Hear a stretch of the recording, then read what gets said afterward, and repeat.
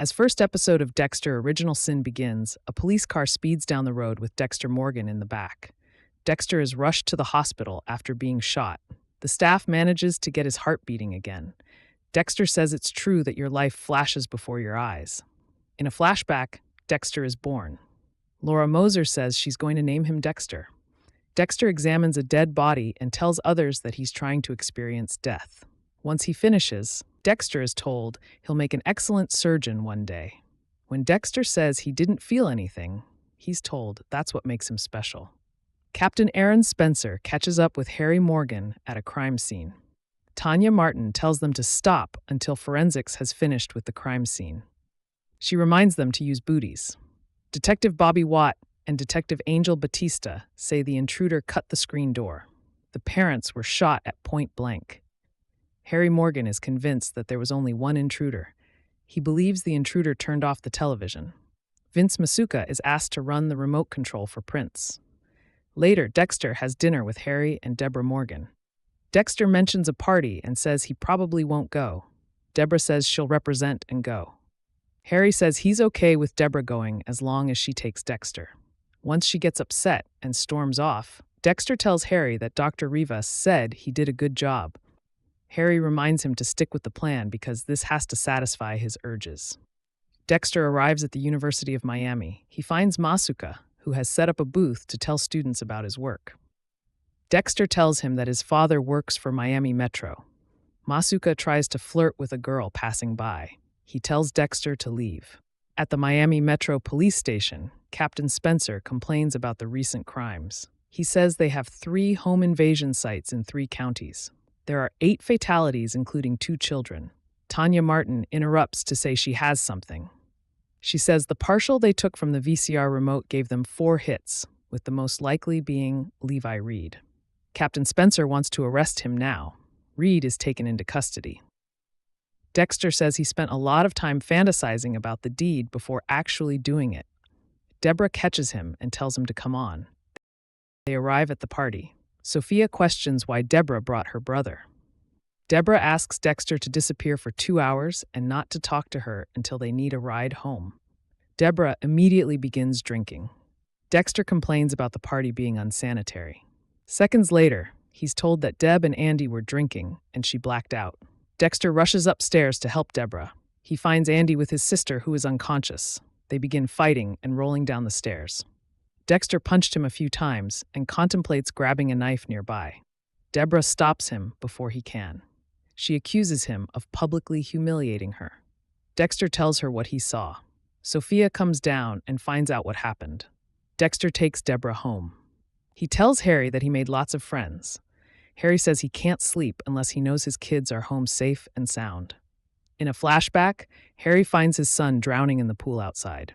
He rushes to save him, but it's too late. Doris is distraught when she returns and finds out what happened. Next, Dexter and Harry go hunting together. Dexter says his father knew he had specific needs, and they tried to do everything they could to control them. They find boar tracks. Dexter tells his dad that animals aren't enough anymore. Harry warns him that killing a person is not that simple.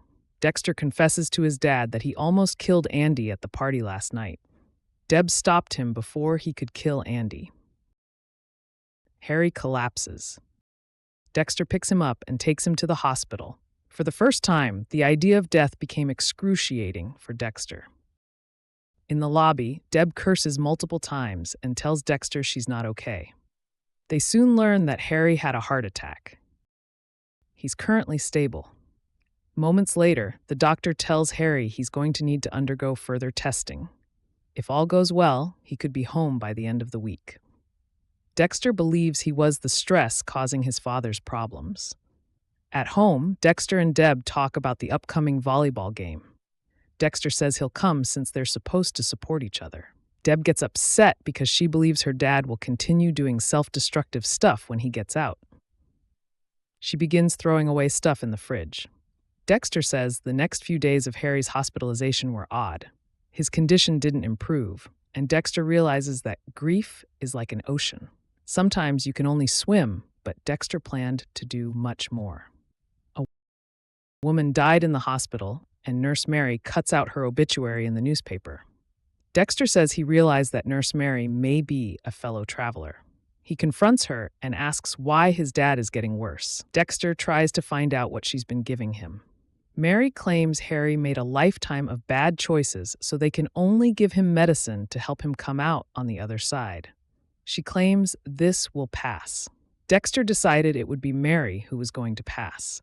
He briefly speaks to her in her office before she leaves. Dexter breaks into her desk and finds pictures of the police she has killed. Then he gets into the needle disposal box. Dexter tells Dr. Rivas he needs to use the ion mobility spectrometer. Once he uses it, he finds out that the chemical is potassium nitrate. Rivas says it would be harmless at these levels. If it's administered over a few days, it could be deadly. Rivas goes on to say it would be nearly undetectable in forensic medical examinations. Dexter knows Harry wouldn't let him take Mary as his first kill. The kill had to be his idea. Dexter tries to whisper to his father that Mary's shots are killing him. Harry tells Dexter not to let her. When Mary approaches with a syringe, Dexter grabs her hand and says Harry doesn't want the shot. Mary says the doctor is not going to be happy. In private, Harry tells Dexter to stop her. Dexter prepares Mary's house so he can kill Mary. Harry tells Deb to go win the game and he'll be at the next one. When Mary returns home, Dexter begins fighting with her before knocking her out. While Dexter takes care of Mary, Deb plays volleyball. Nurse Mary claims she takes away people's pain. She complains about people drinking and smoking until their hearts give out. Dexter says that was the first time he ever felt someone else's fear, and he liked it. Deb's team wins, and she realizes that Dexter isn't around. He's too busy killing Nurse Mary. Dexter disposes of her body in a swamp. He kept her earrings as his first trophies. Dexter admits keeping them would be a mistake. Later, he finds the police at his house. Bobby and Aaron Spencer greet him. Vince Masuka and Tanya Martin arrive with food as well. They know about him, picking out the similarities to the photos at the job fair, and Rivas says he's the most talented student he's ever had. They offer him a paid internship. A bit later, Deb returns home and says she was Sophia's.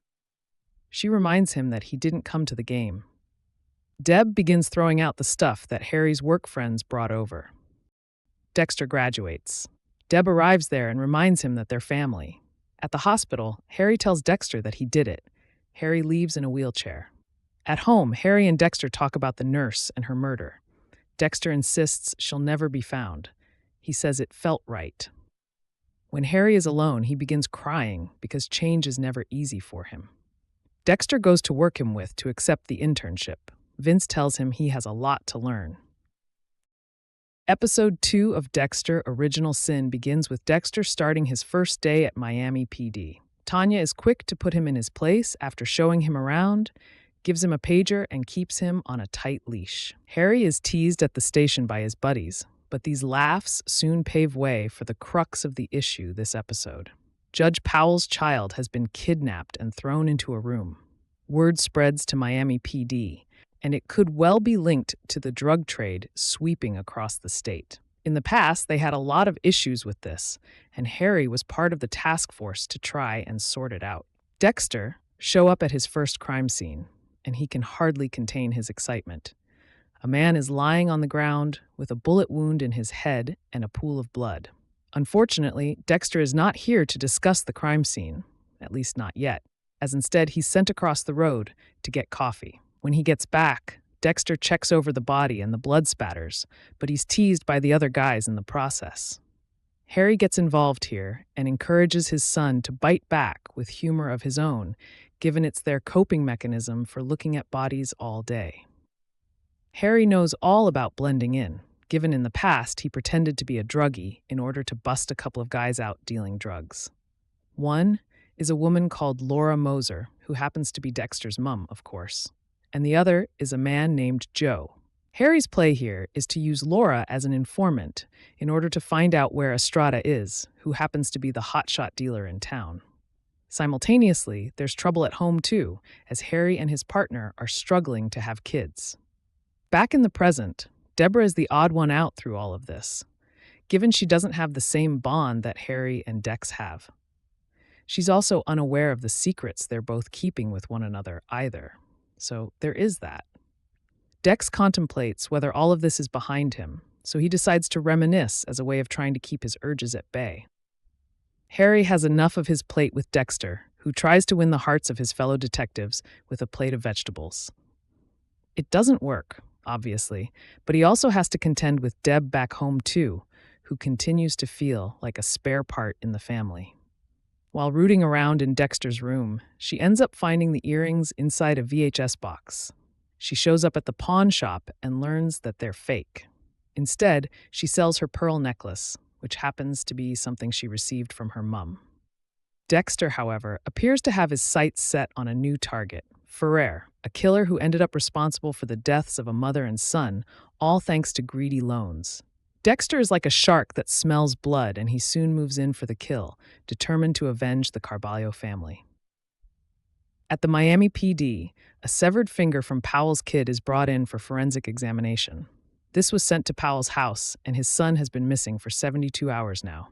The prints a match, and Dexter is absolutely consumed by the desire to kill. Episode 3 of Dexter Original Sin begins with news of Judge Powell's son's Jimmy being abducted, breaking across the media.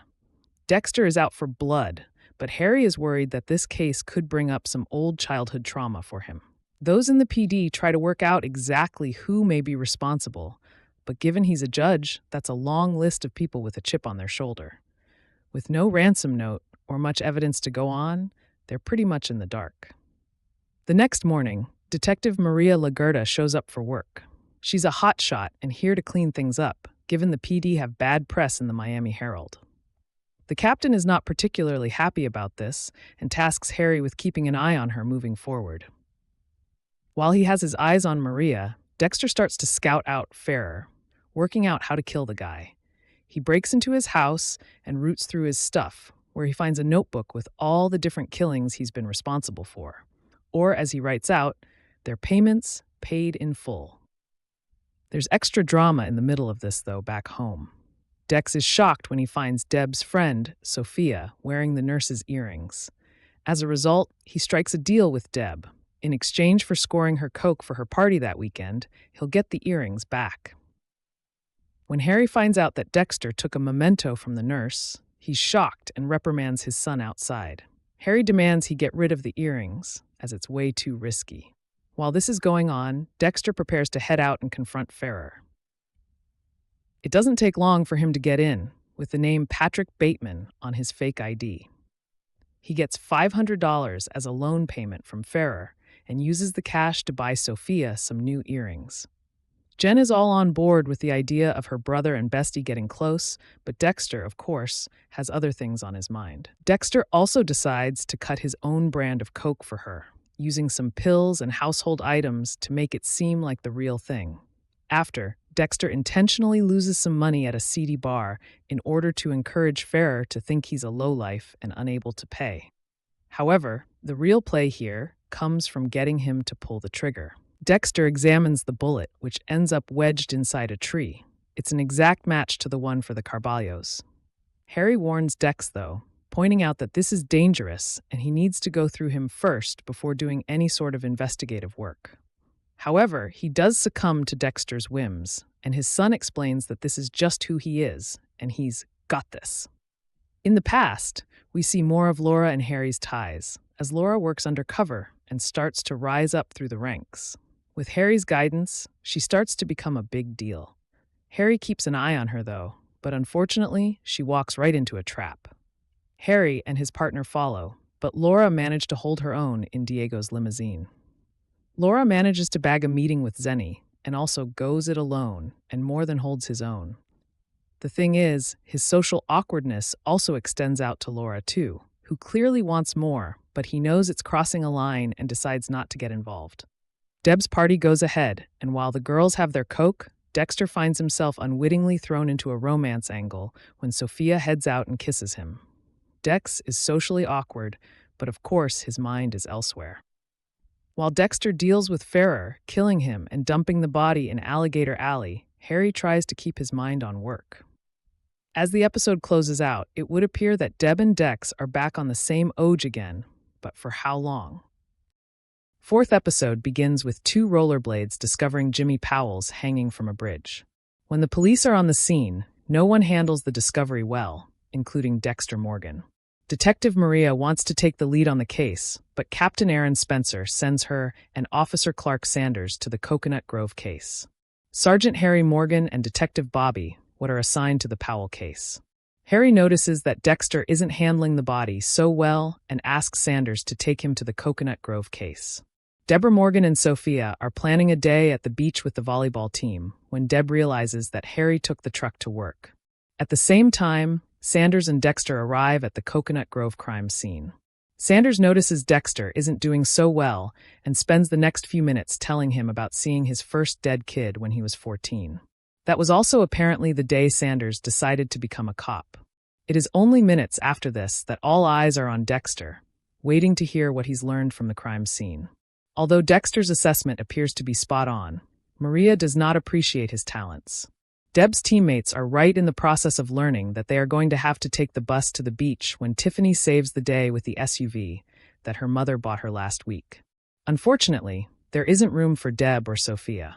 Out of fear that Dexter might start looking into his mother's case, Laura Moser, Harry visits Camilla Figg to make sure all the records have been redacted. Although she is positive that they have been, she offers to double-check. While she does so, Harry has a flashback to the day Laura's sitter canceled at the last minute, and he had to babysit young Brian and Dexter. Deb and Sophia buy weed and coke from Flip at Blockbuster, while Dexter takes Sanders' earlier advice about taking action. In the records room, Dexter comes across former mob hitman Mad Dog, who just recently moved to Miami. When Dexter returns home that evening, he shares his discovery with Harry, who has also heard of Mad Dog. Despite the Mad Dog's reputation, Harry still needs more proof of his guilt. Before the conversation gets much further, Deborah bursts in with the news that she's made captain of the volleyball team. What should be a good moment is ruined when Deb realizes Dexter hasn't already shared the news with Harry. This spills over into another argument about the truck. After Deb storms off to her room, Harry tells Dexter to confirm Mad Dog's identity, but be careful while doing so. Dexter begins his research by approaching Mad Dog with an interest in chartering his boat.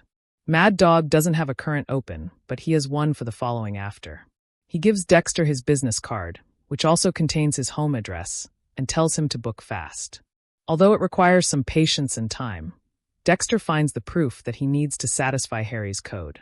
Tanya Martin and the team are at the station spinning theories and going over evidence on the Powell case when Becca shows up to jump onto Aaron for not taking his son, Nicky Spencer, to his soccer game. The rest of the argument reveals that Becca and Aaron have been separated for quite some time now because of her cheating with someone named Nelson. Dexter briefly meets and speaks with Nicky when he shows up at Spencer's office to discover that he is still tied up with Becca. Second later, Dexter meets with Sanders and Mari to pitch his theory on the Blake Kirsten case. Much to Maria's surprise, Dexter has hard evidence this time that the murder was intimate. While Dexter cautiously assembles his evidence from the Mad Dog case at the prescient, Deb and Sophia scheme to get into a nightclub. Dexter's evidence leads him back to Omar Reyes, a CI who is set to testify next Tuesday. As it turns out, Reyes is Mad Dog's next victim. Deb and Sophia are taking advantage of their time at the club, but things reach an all-new level when Deb pretends to be part of a group that receives a $300 bottle of champagne. Gio not only catches her, but calls her out on it.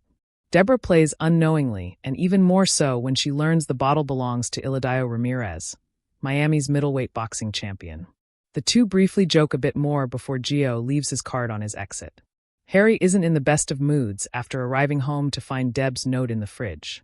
His mood only further sours when Dexter shows up to present his evidence. Despite Harry's initial refusal, he gives Dexter the go-ahead to kill Mad Dog.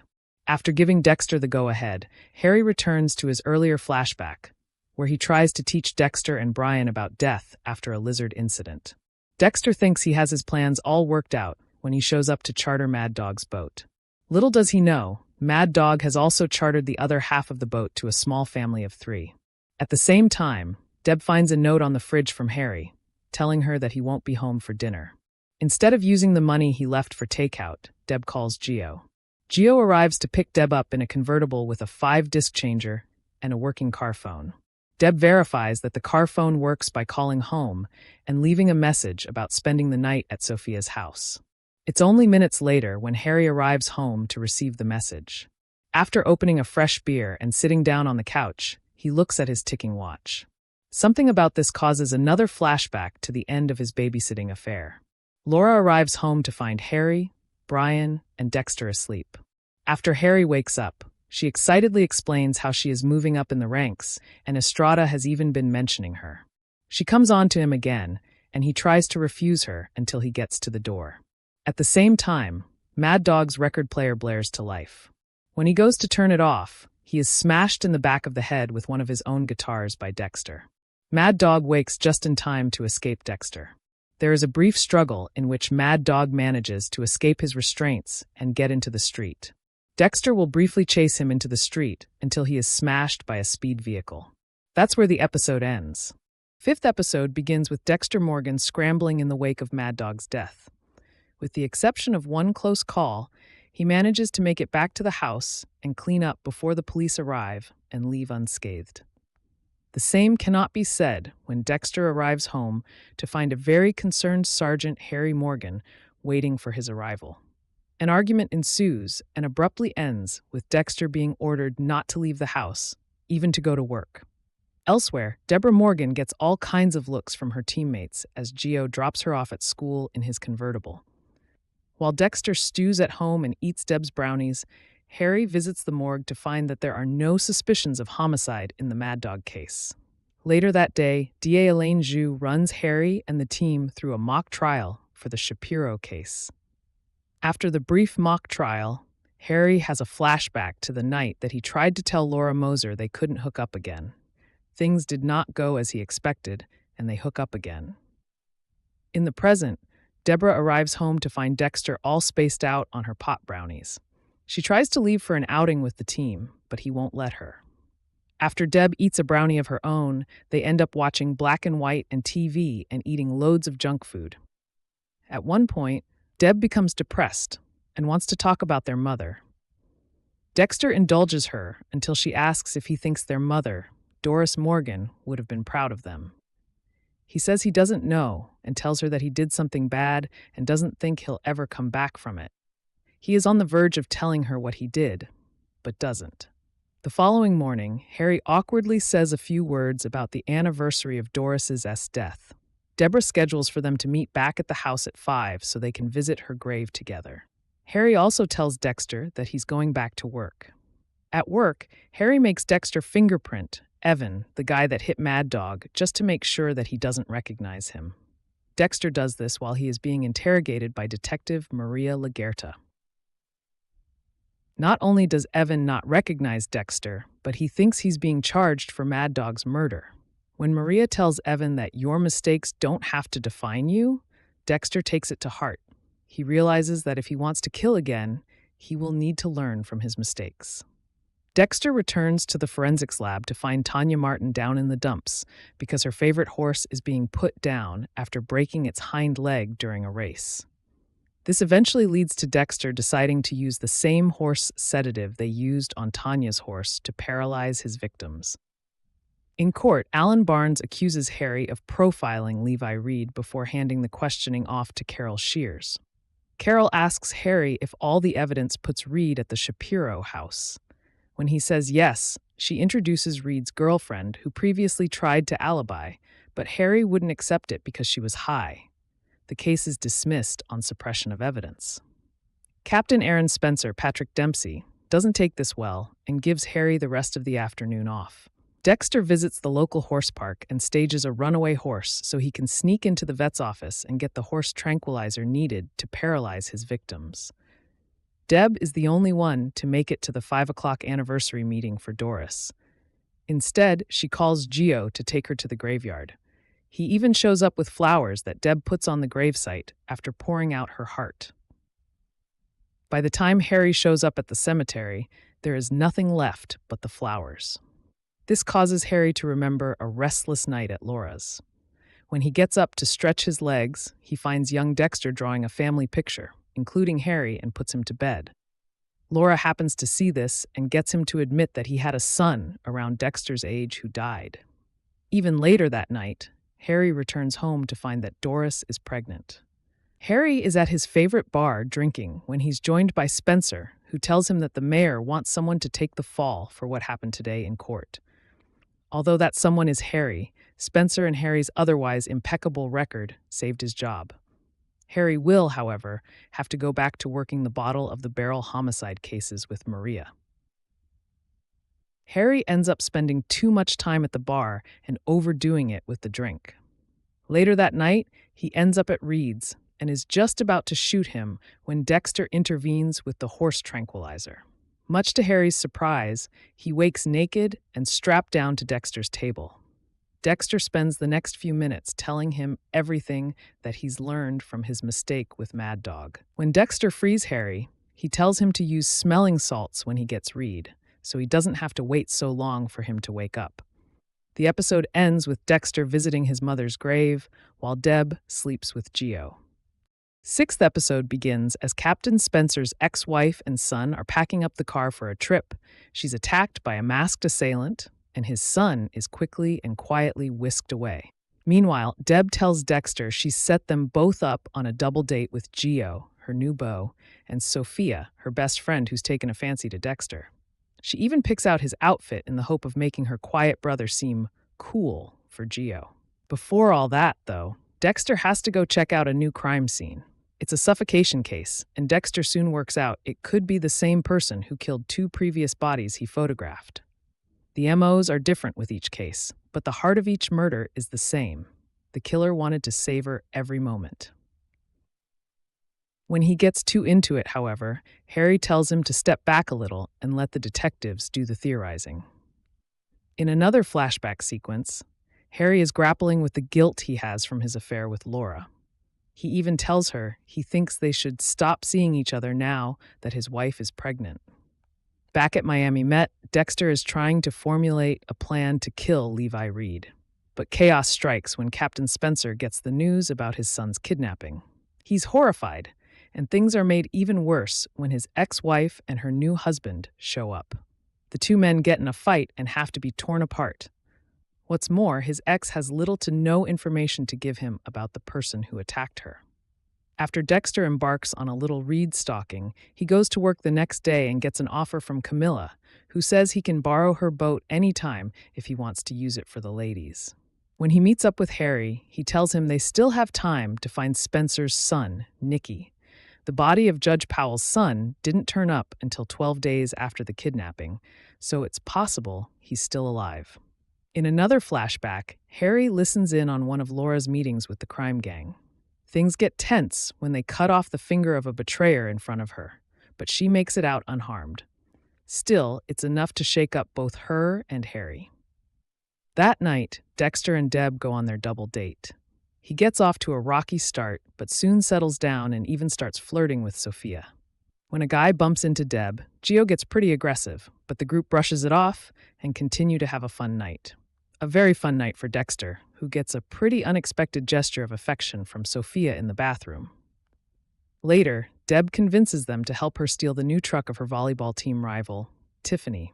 Dexter hotwires the truck, and Deb and Gio drive off and leave it abandoned on the beach. Meanwhile, Dexter drops Sophia home, who makes it clear she wants to see him again.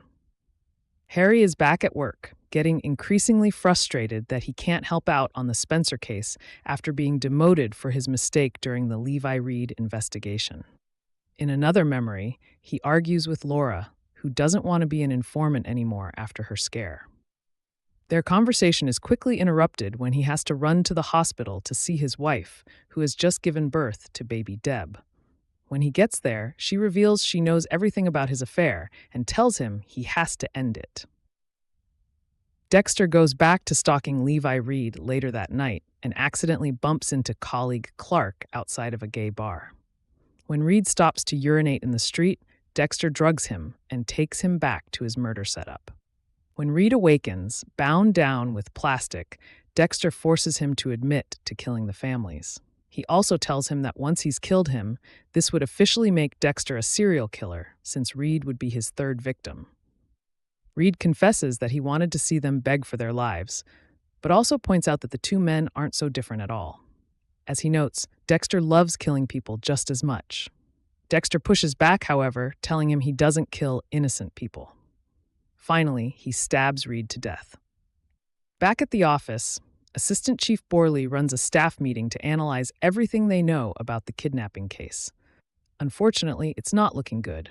There's no evidence at all from the crime scene, and the team has no leads apart from one. A high-ranking cartel member named Rafael Campos, who Captain Spencer and Judge Powell both previously came down hard on after his arrest.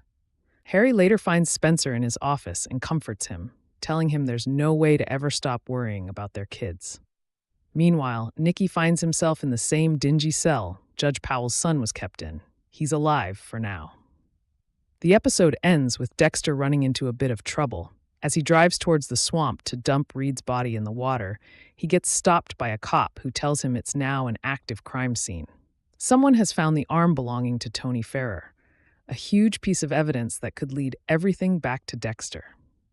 7th episode begins as Dexter has Levi Reed's body in his car and is on the way to dump it in the swamp, but is stopped by a police officer. The squad are treating the area as a crime scene, so he pretends to be there as part of forensics. When he arrives, he finds out they've discovered the arm of Ferrer, who he killed a few weeks ago. He's also told to get fingerprints, but he sneakily throws the remaining limb to the alligators and pretends he was attacked. As a last resort, he dumps Levi Reed's body in a dumpster the next day. Meanwhile, Captain Spencer's son, Nicky, is still being held hostage by the serial killer. He still makes good attempts to escape. At home, Deb tries to get Dexter to pay more attention to Sophia, who's now become his girlfriend. When she's gone, he catches Harry up to the night's events. Later, Dexter tries to leave for work. Sophia turns up and tells him off for not responding to her messages. When she finds a condom wrapper on the floor, she thinks he's been cheating on her. At school, Deb tries to comfort Sophia and defend her brother, but it ends badly when Sophia storms off in anger. When Dexter arrives at work, he runs into Officer Sanders, who asks him to keep their bump-in at the gay bar a secret from their colleagues. Meanwhile, Lagerta and Harry are trying to convince Spencer that the recent killings are all from the same killer. But he doesn't believe they're connected, which leaves Lagerta feeling irritated that she's not being listened to. In another flashback sequence, Harry and Laura have a disagreement over her continuing to act as an informant. She's feeling anxious that it's been over a year and worries something will happen to her soon. When Harry gets home to his wife Doris and baby Deborah, he clears the air with her, promising he'll be there for his family. In present day, Dexter is searching for new dumping grounds for his victims, since the swamp is no longer an option. On his way to the records room, Angel points out to him that the ring on the arm looks an awful lot like the one Ferrer wore. He wants to dig deeper, but Dexter convinces him to focus on Nicky's kidnapping instead. In Nicky's cell, he manages to stab his kidnapper using a piece of wire. But ultimately, he can't overpower the larger man and his finger gets cut off. Elsewhere, Harry and Lagerta are on their way to speak to someone in possession of a stolen Pontiac they've been searching for. It belongs to a family who bought it secondhand for their daughter. They get the keys and take the car away, but don't get much information about who actually sold the car to the family. While Dexter is ruminating on ideas to hide bodies, he's visited by the apparitions of Ed Gein, David Berkowitz, and John Wayne Gacy, who all share their own disturbing experiences and techniques. At school, Deb is busted by Tiffany for wrecking her car. Evidently, Sophia sold her out. When the two girls get into a fight, Deb punches Tiffany in the face and gets sent to the principal's office. Back at work, Dex is trying to get ideas from the rest of the team about body burial. Their conversation is ended by Harry coming into the room, then again when the finger of Spencer's son is delivered to the station. Spencer is devastated, and it's confirmed that all the cases are now connected. Thankfully, there's a tiny speck of blood on the box, so they get to work in trying to sample it. In a flashback, Laura gets forcibly taken away from her house by the gang she's been informing on. She's taken to the house of the big boss, who tells her that there's a big drop the following week, and he wants her to be there. When re-examining the finger, Dexter finds a hesitation cut, which didn't appear on any of the other previous fingers. Harry later gets home and finds out Deb got cut from the volleyball team and suspended from school. He points out that a scholarship was the only way she could get into college, but she doesn't seem to care. He also tries to ground her, but she leaves anyway. Here's where things get interesting. Dexter returns to work and bumps into Captain Spencer, who tells him the blood sample is the same as Nikki's. Dexter notes how the killer could just have the same blood type, and that the hesitation cut could imply that it is someone who feels a connection to him. What's more, he spots a bloody bandage on Spencer's arm, which he quickly brushes off as an accident he had while trying to fix the air conditioning in his apartment. However, he then tells Dexter to go directly to him if he has any more leads.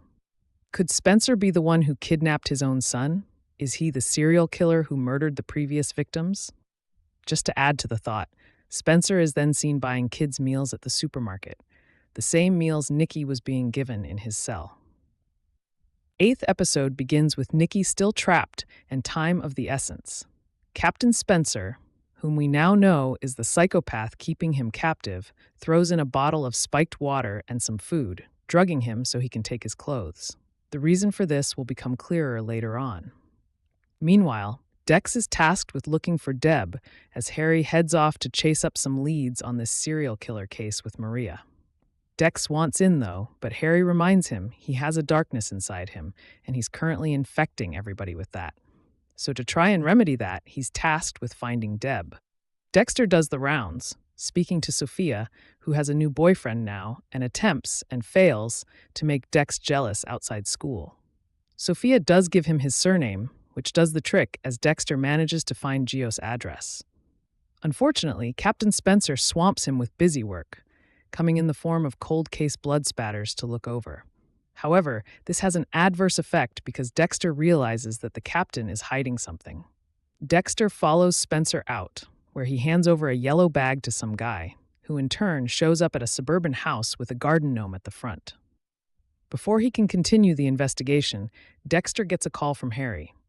He tries telling him about Spencer's weird behavior, but he refuses to listen. Now, Gio is also exhibiting weird behavior too. He's away on business, and that involves bringing a wooden crate on board his yacht and distracting Deborah with shiny trinkets and jewelry.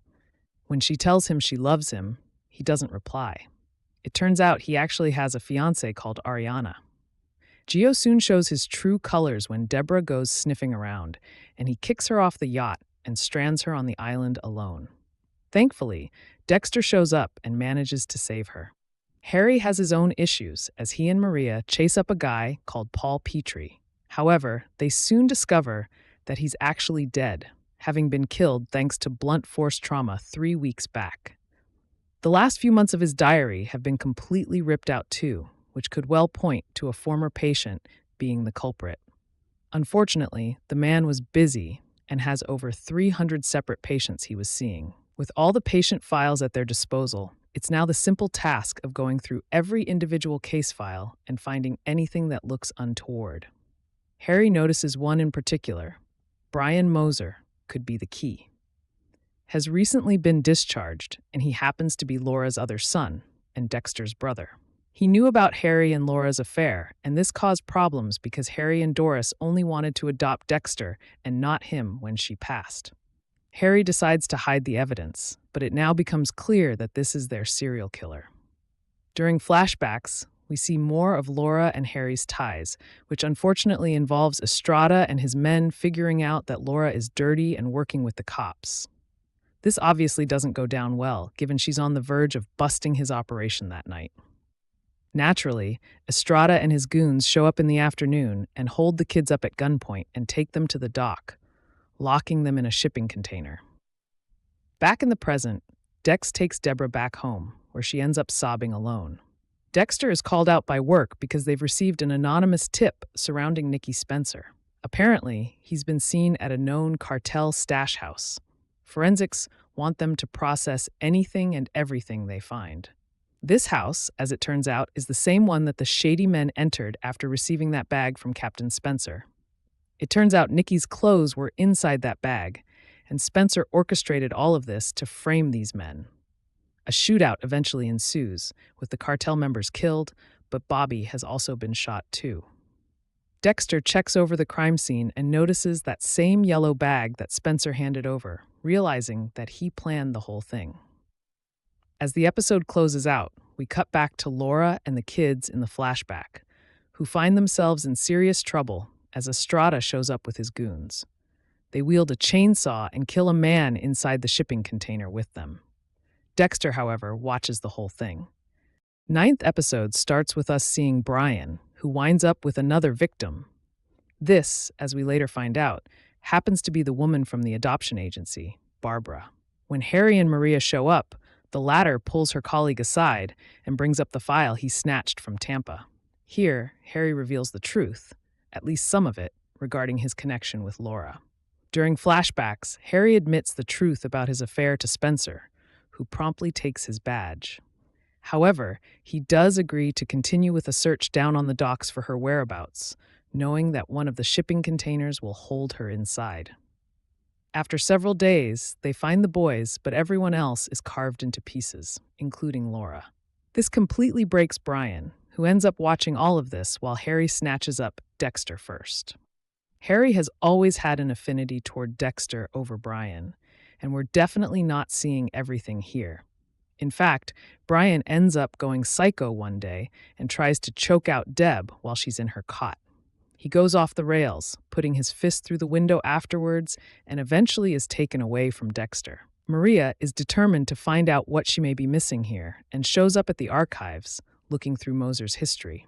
However, she doesn't find anything untoward. Turns out the archivist down there is doing Harry a favor and covering up the truth. Back at the station, Dexter has his razor focus on Spencer, knowing he's certainly not clean, but also that he's a master at playing the part of a grieving father. In order to get answers, Dex breaks into his bachelor pad. He's also forced to hide it out for a while, given Harry shows up with Spencer. It's touch and go for a while, but he does manage to slip out the window and evade detection. The next day, there's a blood drive at work, and Harry tasks Dexter with bringing Deb with her. She gets a taste for the good life, with Tanya even brings up that she's a little disappointed that another kick-ass woman isn't joining the team. As fate would have it, Dexter winds up needing to draw blood from Spencer. He's intentionally rough with removing the needle and realizes the guy's poker face is very much intact, a far cry from Clark, meanwhile, who's incredibly frazzled and worried given he could have HIV. He tells Dexter this in confidence, and Dex agrees to draw blood on his behalf instead. Meanwhile, Harry checks out old photos from the various crime scenes and realizes that Brian has been there, in the crowd. He's gone back to survey numerous times, and unfortunately, it seems like he has his focus on Dexter now. As Harry gets closer to the truth, so too does Dex, who goads Spencer into falling into his trap. After wrestling him down and tying the guy up, the pair talk with the gloves off. Spencer admits he's doing all of this to get back at his ex-wife. Unfortunately, Dexter makes a huge mistake and after slicing off Spencer's finger, leaves him to bleed on the table. He's also loosened the cling film holding him down too, and he promptly escapes. However, Dexter was actually banking on this and watches as Spencer drives off, deciding to chase after him and find Nikki. As for Brian, he takes a chainsaw to Barb, the adoption agency worker whom he took hostage earlier in the episode. He's holding a huge grudge after being separated from his brother and decides that she's going to pay now. 10th episode starts with us in the past, with Dexter and Brian in the shipping container together as children. Brian reassures his brother that it's going to be okay, but when Harry arrives and takes him away, the first of several instances as we know, it breaks something inside him. With Barbara taking him away, Brian struggles to find a family to settle down with. He's bullied by one kid and locked in the closet for a while, which brings back horrific memories of the past. Each of the families he stays with are worse than the last, eventually leading to Brian carted off to the mental hospital. Brian grows up inside the system, with everything he holds dear gone. Unfortunately, he's also screwed by the worker Rowell, whom he initially got on well with too. He takes his medication and sells it for cash. When Brian shows up, he's livid and beats him down. Back in the present, Dexter follows Spencer as he heads down to the dock. Turns out Nicky is being kept on an abandoned barge, explaining the setting and why nobody has found him. Dexter follows him on board, but Spencer, unfortunately, turns the water on to flood Nicky and kill him that way. When Dexter catches up, he tries to talk Spencer out of this, asking what sort of monster he is.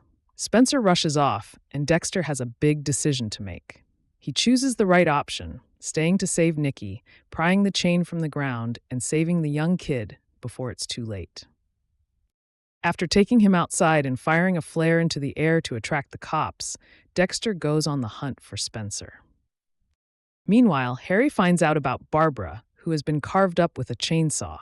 He knows this is likely Brian's work, so he heads out to confront him.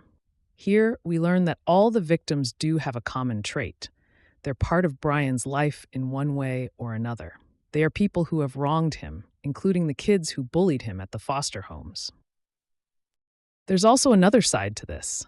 Brian wants to see Dexter, and he's not happy that Harry has helped him block everything out so he doesn't remember his own brother.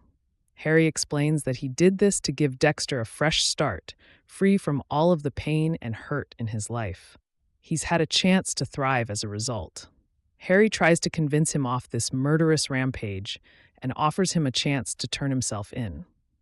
Brian refuses to go quietly and instead knocks Harry out with the butt of his gun. He doesn't kill his stepfather, though, tellingly writing a note for Harry up on the wall in blood, reading, "You're right." It seems his words have gotten through to him. Harry returns to Deb at the hospital, while Dexter finishes what he started with Captain Spencer. He manages to catch him back home and takes him out to the water. After hacking him up, Dexter drops his body off in the water, weighed down with rocks, before returning home. Harry and Dexter discuss what's happened with Spencer, including how he tried to drown his own son. Harry, though, tells Dexter he's never been prouder of him, even with his murderous intentions. Harry tells him he's done the right thing, and the pair bond once more. Deb and Soph also make up back at school, with Deb apologizing for what's happened between them. As for the serial killer case, Harry just chalks it off to random killings, but Maria is not so sure. She definitely has her doubts, but while she pores over this, the family heads out for a nice meal. Deb has been accepted to the Miami Metro Police Academy after being inspired by the women at work. While Deb stands up to dance and celebrate, Harry and Dex discuss the code and how Dexter has managed to channel his urges into helping along with killing. It's a nice moment that serves to pass the torch across to Dexter, but of course, this is far from over, as Brian is still lurking about.